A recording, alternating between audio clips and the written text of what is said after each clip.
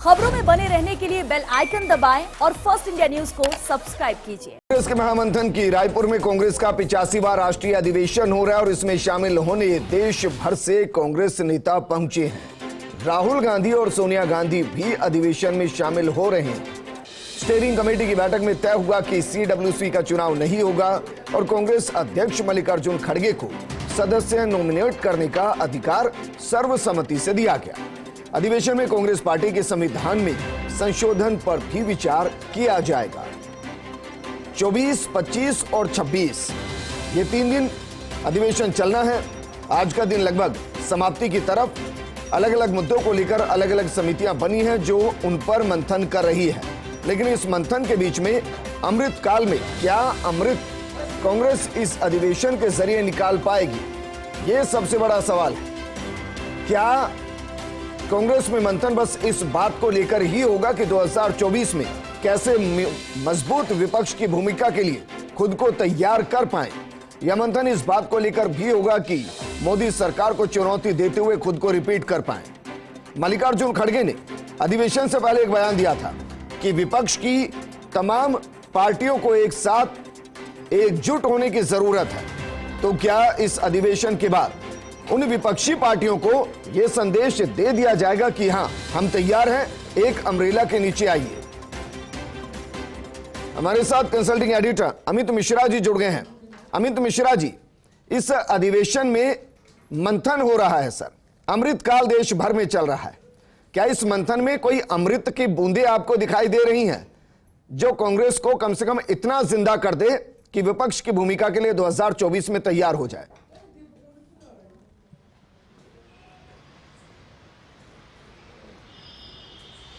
विजेंद्र, देखिए, अमृत काल चल रहा है, अमृत मंथन, और उसके बीच में कांग्रेस खुद के लिए संजीवनी की तलाश कर रही है। संजीवनी मिले कांग्रेस को और उस संजीवनी के सहारे कांग्रेस अपने आप को फिर मूर्छित अवस्था से चेत की अवस्था में लाना चाहती है। और यही एक प्रक्रिया है जिसमें कांग्रेस को यह लगता है कि शायद वो जो मूर्छा अवस्था में चली गई थी कांग्रेस, उसे एक चैतन्य मिल रहा है और उस चैतन्य के सहारे वो अपने आप को जनता के बीच लाना चाहती है। क्योंकि जब तक जनता का उनको समर्थन मिलता रहा तब तक पार्टी सरकार और सत्ता में रही। और यही वजह है, आप देखें कि भारत जोड़ो यात्रा, हाथ से हाथ जोड़ो कार्यक्रम और अब प्लेनरी सेशन जो रायपुर में हो रहा है इस वक्त, आज उसमें 2 महत्वपूर्ण चीजें हुई जिसका जिक्र आपने किया कि CWC के अध्यक्ष सदस्यों का मनोनयन होगा, उनका चुनाव नहीं होगा। लेकिन मैं बताऊं आपको विजेंद्र कि चुनाव के लिए आवाजें उठी अंदर। दिग्विजय सिंह, अजय माकन और अभिषेक मनु सिंघवी, तीनों ने इस बात को कहा कि सब चीजों का मनोनयन ही क्यों। तो कांग्रेस के अंदर अभी भी किसी चीज को लेकर एक आम राय नहीं है। पार्टी इसे कहती है लोकतांत्रिक तरीका है, लेकिन यह भी है कि कांग्रेस में विरोधाभास की आवाजें अभी भी गूंजती हैं। दूसरा महत्वपूर्ण सवाल है कि क्या इस अमृत काल में कांग्रेस को इस संजीवनी से इतनी ऊर्जा मिलेगी कि वह नरेंद्र मोदी और उनके सशक्त नेतृत्व को 2024 में चुनौती दे पाएंगे।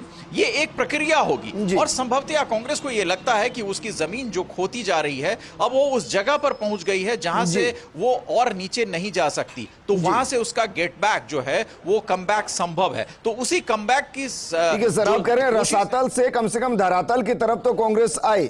लेकिन आपने जिक्र किया कि मोदी सरकार से टक्कर कैसे होगी, तो एक पोजीशन है सर, यूपीए में पोजीशन है चेयरपर्सन की। अभी वर्तमान स्थिति में सोनिया गांधी है जो पॉलिटिकली हाईली इनएक्टिव हैं, उनके बहुत ज्यादा दौरे कहीं दिखाई नहीं दे रहे। तो क्या आपको लग रहा है इस अधिवेशन के जरिए इस यूपीए चेयरपर्सन के उस चेहरे को खोज लिया जाएगा जिस चेहरे पर अरविंद केजरीवाल भी विश्वास करे, जिस चेहरे पर ममता बनर्जी भी विश्वास करे? आपको लग रहा है मुमकिन है?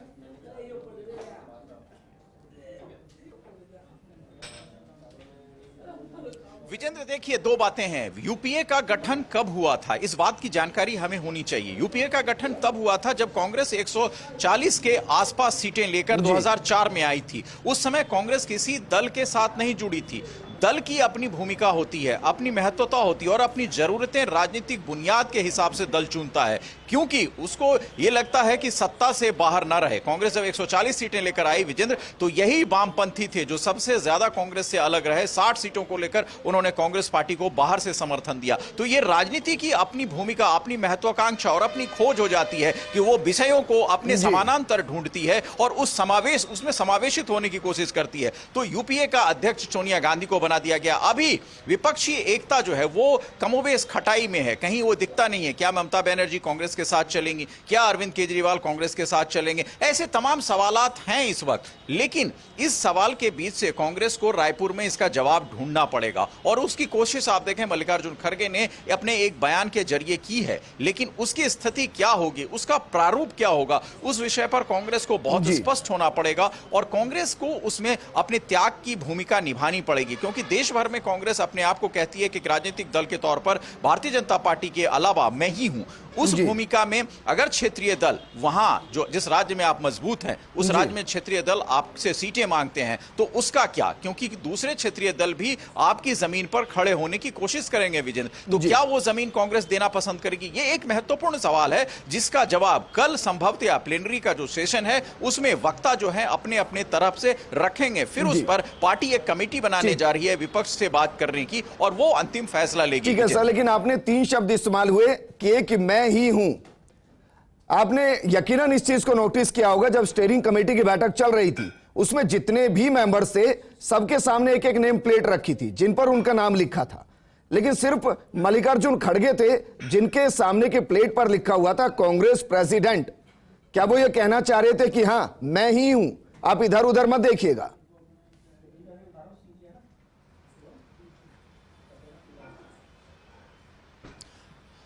ये बिल्कुल लाजमी होता है विजेंद्र कि कांग्रेस अध्यक्ष तो सिर्फ एक ही होगा, किसी भी पॉलिटिकल सिस्टम में अध्यक्ष एक होता है। दूसरी महत्वपूर्ण बात जो बात आप से मैं जिक्र करना चाहूंगा कि स्टीयरिंग कमेटी की बैठक में सोनिया गांधी, राहुल गांधी हिस्सा नहीं ले रहे थे। वो कब आए? सब्जेक्ट मीटिंग की बैठक में।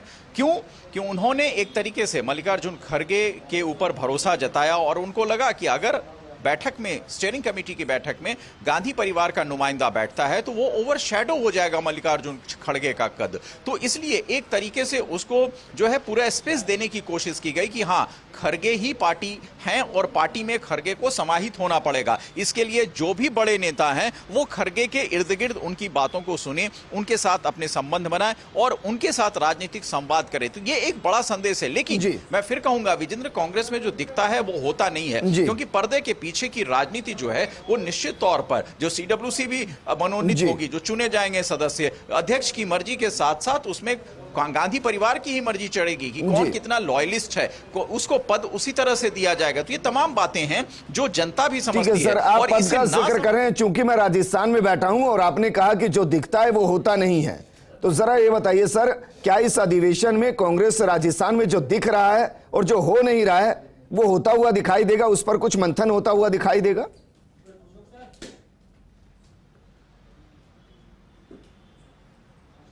इसकी उम्मीद है कांग्रेस में। आज एक आवाज स्टीयरिंग कमेटी की बैठक में इस चीज को लेकर उठी कि कांग्रेस में आपसी कलह बहुत हैं और अगर आपसी कलह खत्म हो जाए तो राज्यवार जो चुनाव है, 9 राज्यों के चुनाव आ रहे हैं, उसमें कांग्रेस बहुत अच्छा प्रदर्शन कर सकती है। जिस राज्य में हम अभी खड़े हैं विजेंद्र, ये रायपुर है, छत्तीसगढ़ राज्य के तहत। यहां भी कई खेमों में कांग्रेस बटी है। मुख्यमंत्री, प्रदेश सरकार भले ही है, लेकिन सिंहदेव जी अलग राग अलाप रहे हैं, भूपेश बघेल जी का अलग राग है। तो कांग्रेस ऐसे में चुनाव में कैसे जाएगी? आपने राजस्थान का जिक्र किया। इन तमाम चीजों के बाद भी एक चीज जो बचती है वो है राजनीतिक तौर पर एकता, क्योंकि आप भारतीय जनता पार्टी से अगर अपना चुनावी समर में आप कूदने जा रहे हैं तो वहां आपके घर को दुरुस्त होना जरूरी है। और इस बात की चर्चा आज स्टीयरिंग कमेटी में हुई कि आखिर अपने घर को आप दुरुस्त कर रहे हैं कैसे। कर्नाटक की बात लीजिए आप, कर्नाटक में कई खेमों में कांग्रेस बटी है। डी परमेश्वर अलग चल रहे हैं, सी कुमार अलग चल रहे हैं, वहां के जो पूर्व मुख्यमंत्री थे सिद्धारमैया वो अलग चल रहे हैं। तो ऐसे में आप एक मजबूत सत्ता को कैसे चुनौती दे सकते हैं? इस चीज को लेकर मंथन हुआ है और इस मंथन की आवाज कल और भी प्रखर होकर निकलेगी। कांग्रेस को इस पर एक डिसीजन लेना पड़ेगा कि जो दिखता है वही बिकता है का नारा देना पड़ेगा, यानी जो दिखता है वो नहीं होता है। सर, बदलाव की बात कांग्रेस के अंदर हो रही है, ये भी बदलाव करना चाहिए, क्योंकि अभी तक कांग्रेस में ये था कि हर एक स्टेट में 2 से 3 पावर सेंटर बना दिए जाएं, ताकि वो जब लड़े तो दिल्ली में सुनवाई करने आए और दिल्ली की तवज्जो रहे। शायद इसी ने कांग्रेस को कमजोर कर दिया। आपका इशारा इसी तरफ है कि अब हर प्रदेश में एक पावर होनी चाहिए जिसके इर्द गिर्द कांग्रेस घूमती हुई नजर आए। बहुत शुक्रिया सर हमारे साथ जुड़ने के लिए और इस पूरे अधिवेशन के पहले दिन का विश्लेषण करने के लिए। एक छोटे से ब्रेक के लिए रुक रहे हैं, जल्द हाजिर होंगे।